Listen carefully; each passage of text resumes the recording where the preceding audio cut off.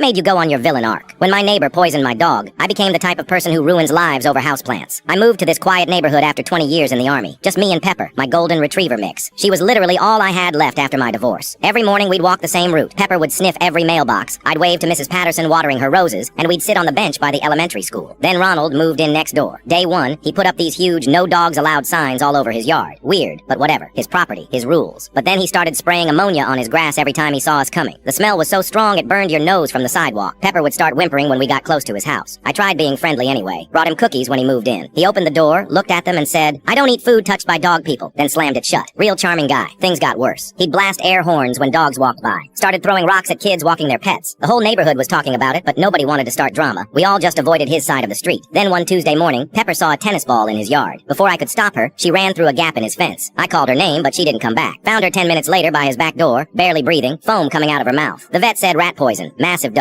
We fought for 3 hours, but she didn't make it. I held her while she died, and I've never felt anything like that. This stupid, perfect dog who trusted everyone, killed by some psycho who hated the sound of barking. I filed a police report. Of course, Ronald denied everything. Said he never saw her in his yard. The poison couldn't be traced to him specifically. No cameras caught anything. Case closed. Sorry for your loss. That night I sat in my kitchen holding her collar, and something just broke inside me. I didn't want revenge exactly. I wanted justice. I wanted him to face consequences for once in his miserable life. So I started watching him every day, learning his routine. Ronald worked from home, ordered groceries online, barely left the house. But he spent hours in his backyard doing something with plants. Not normal plants either. Weird stuff I'd never seen before. I started researching. Turns out Ronald was growing rare orchids and exotic plants. The expensive kind that collectors pay thousands for. Some of these plants were restricted or illegal to sell without permits. Definitely illegal to ship across state lines. I created a fake Instagram account as a plant collector. Posted pictures of normal houseplants, followed other collectors, learned the language. After 2 months, I had enough followers to look legitimate. Then I reached out to Ronald, told him I was new to collecting and heard through the plant community that he had some rare specimens. He was suspicious at first, but greed won. Started sending me pictures of his plants with prices. Some orchids for $3,000 each. Rare succulents for $1,500. I bought a small plant first to build trust. Paid through Venmo, everything documented. Then I asked about the really rare stuff, the plants you can't get legally in the US. Ronald got excited and started showing off his illegal collection. We met up twice more. I bought another plant, always recording our conversations on my phone. He bragged about smuggling seeds from Thailand, about having connections who could get him anything. Showed me plants that were definitely on the endangered species list. After 3 months, I had everything I needed. Screenshots of our conversations about illegal plants, photos of his greenhouse full of restricted species, recordings of him admitting to smuggling, even his Venmo transactions showing thousands in unreported income. I called the Fish and Wildlife Service, told them I suspected my neighbor was trafficking endangered plants, sent them everything I'd collected. They were very interested. The raid happened on a Thursday morning. I watched from my kitchen window as federal agents hauled box after box of plants out of Ronald's house. They found his whole operation, the greenhouse, the smuggling records, his customer list, financial documents showing years of unreported income. Ronald got charged with trafficking endangered species, tax evasion, and running an illegal business.